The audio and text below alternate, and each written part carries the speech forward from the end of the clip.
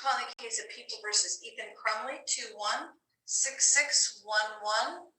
Your appearances, please. Mr. Thank you, Mark Keast. Thank you, Judge. Mark Keast on behalf of the people. Thank you, And Ms. Your Honor, Collins.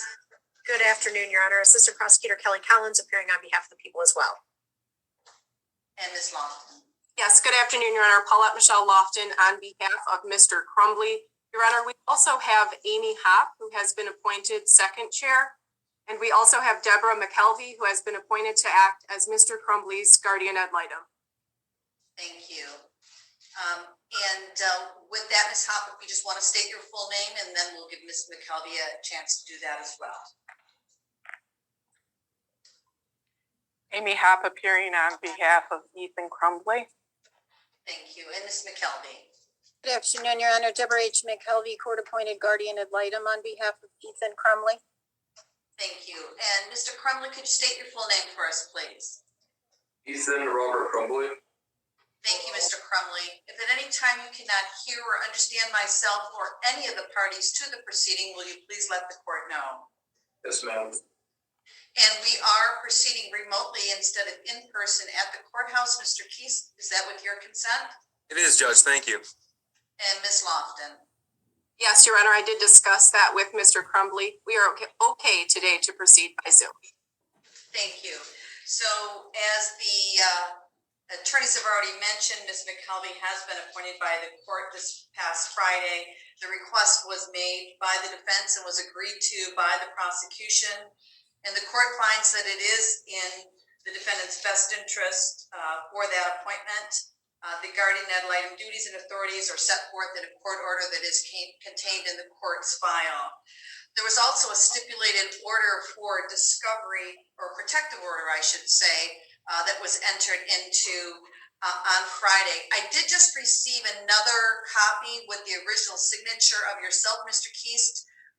It was attached to the front of the file when I walked in. Does that mean you want me to re-sign the order and date it with today's date? Is it just for the court's file?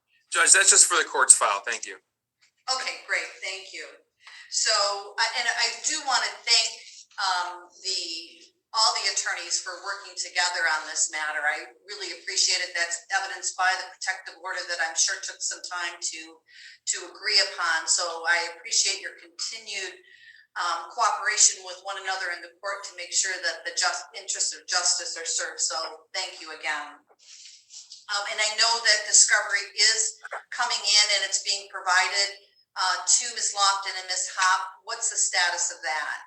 Thank you, Judge. We were able to get approximately 500 pages of reports and witness statements to counsel on Friday after the protective order was agreed to and submitted to this court. We do have a number of items outstanding. As this court can imagine, this was an extremely unique circumstance. There are a number of witness interviews to be commenced. For one reason in particular, Judge, is that a number of these children who were at the school were victimized and traumatized themselves. That naturally has caused some delay in those interviews commencing, Judge. Just this morning, the prosecutor's office did receive from the sheriff's office a flash drive with over 340 items. That includes in-car video. It includes recorded witness interviews, witness statements, all things that we will turn over to defense. But as this court indicated, discovery is ongoing and the reports are continuing to come in. So this is, by the nature of the case and the scope of the investigation, this is going to take a little bit of time, Judge. Thank you. So with that, Ms. Lofton, I'm assuming you're requesting an adjourned probable cause conference here. Both parties are, I would assume. That is correct, Your Honor. I want to make sure that we are able to view all of the discovery before we make an informed decision about whether or not we will be holding the preliminary examination. So I am asking that already scheduled date be adjourned until after the new year. Thank you. And if we do schedule it on January 7th at 9 in the morning, will that give you and Ms. Hopp enough time to properly make that decision? I believe so. If for some reason there is an even longer delay in receiving the discovery, Mr. Keast and I can contact the court. Certainly. That sounds good. Have you discussed with your client the waiver of the statutory time period? I have, Your Honor. My client understands that he has a right to a preliminary examination within 21 days. Because of the extreme volume of discovery, my client is fine with having the exam set outside of that 21-day period so we can all be on the same page and so that he can review all of the discovery in this case. Thank you. Mr. Crumbley, did you hear and understand what your attorney just stated? Yes, ma'am. And are you in agreement with that? Yes. So you're not waiving, of course, your right to a preliminary exam, just the right to have it heard within the statutory time period. And that is, of course, so your attorney can properly prepare for a preliminary exam if one is necessary.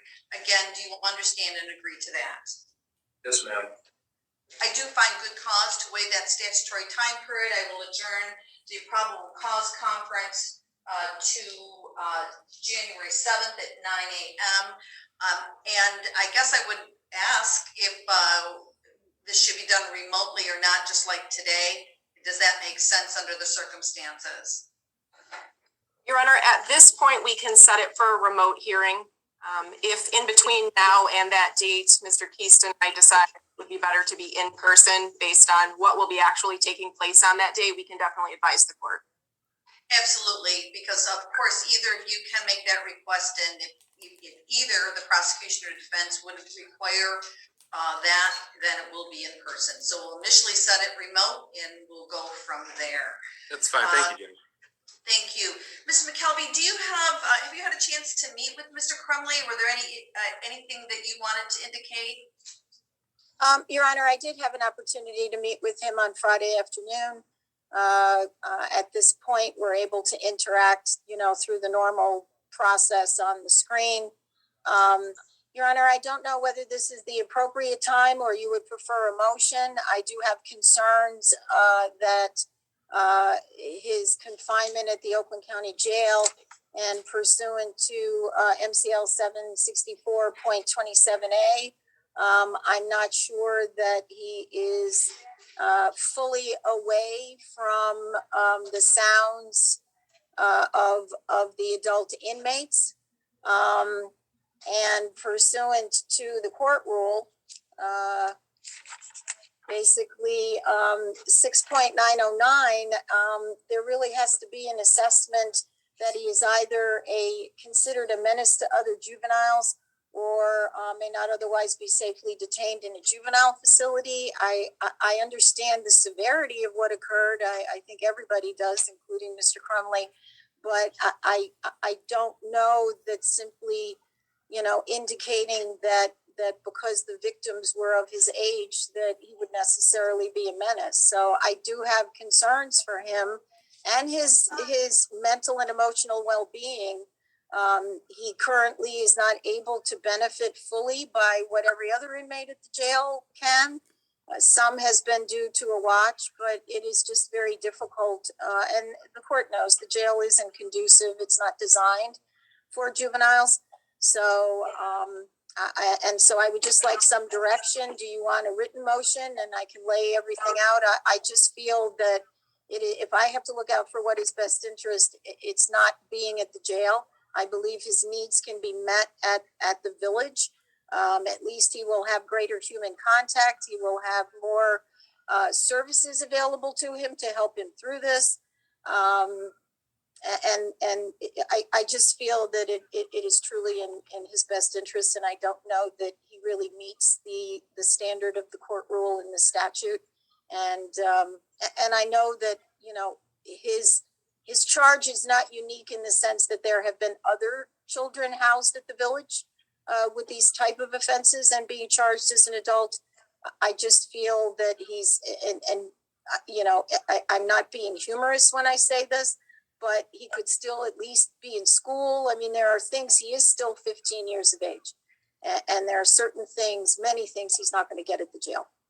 And so I'm imploring you on behalf of him and what's in his best interest that we allow him to go back to the village. I'm not aware for the brief time that he was there, he caused any difficulty. I just think for his age, his mental, physical, emotional well-being, housing him at the village would serve him more than where he currently is. I know from what he told me on Friday he hears adults in the cells next door to him, pursuant to the statute. He's not supposed to. I'm of the belief that they are adults, that they are not other juveniles.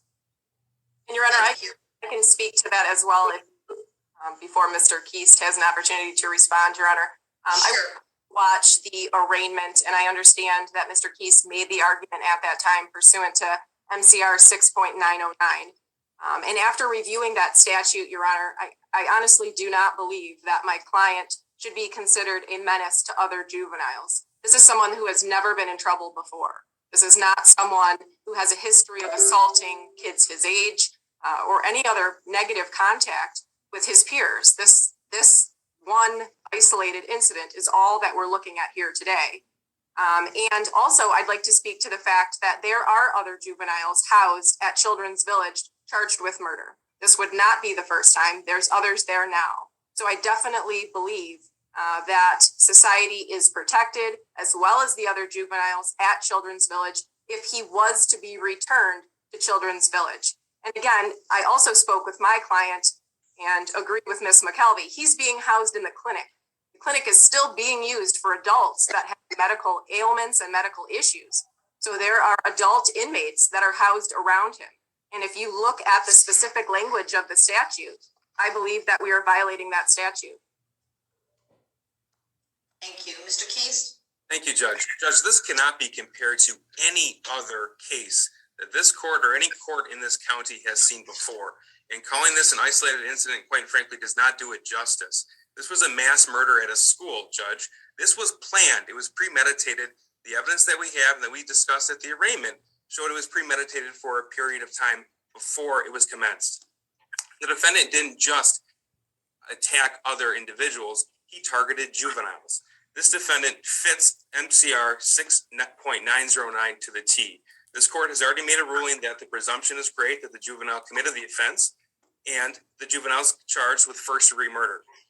This court already made the ruling that this court could move the defendant from the Children's Village to the Oakland County Jail.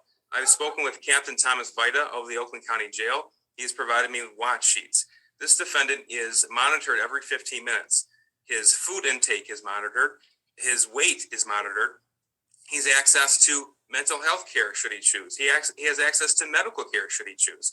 If counsel is prepared to put such facts on the record regarding the Oakland County Jail's inability to house this defendant, I would ask for a written motion, and I would also ask this court to review in camera the Oxford High School video that does in fact prove beyond any doubt that this defendant is the individual who perpetrated this offense on other children, Judge. Children's Village is not a secure facility. They have had escapes in the past, in the recent past. I can't imagine a situation where we could put this defendant in a school environment after what he did on November the 30th, Judge. So if we are going to readdress this ruling from this honorable court, I would ask it be by written motion. I would ask the opportunity for this court to review certain items in camera. Thank you. Thank you.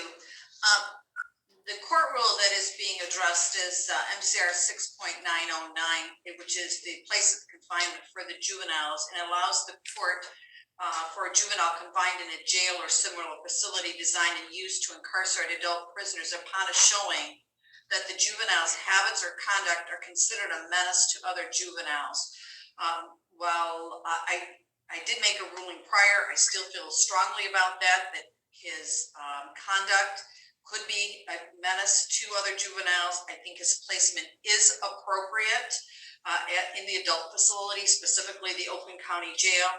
And he, of course, shall be confined and meet the statutory guidelines when a juvenile is in that facility. So the only thing I'm hearing right now that may potentially be a violation is that he can hear other inmates who are adults. Is that correct, Ms. McKelvey? Yes, Your Honor, that's my understanding. Okay. Judge, I will speak. I'm sorry, I did not mean to interrupt, Judge. I will speak personally with administration at the Oakland County Jail as soon as we end this call, and I will make sure that the defendant is neither within sight nor sound of any adult at the jail. Thank you. Obviously, we need to be compliant with the statutes, and if that is, it is obviously a concern, and thank you for addressing that. Thank you. Anything further? No, Judge, I will Thank speak you. with counsel and we'll make sure that discovery gets to counsel as soon as it is available. Nothing further from the defense, Your Honor. Thank you. You may all disconnect. We'll see you back Thank on you, the Your seventh. Honor. Thank you, Judge.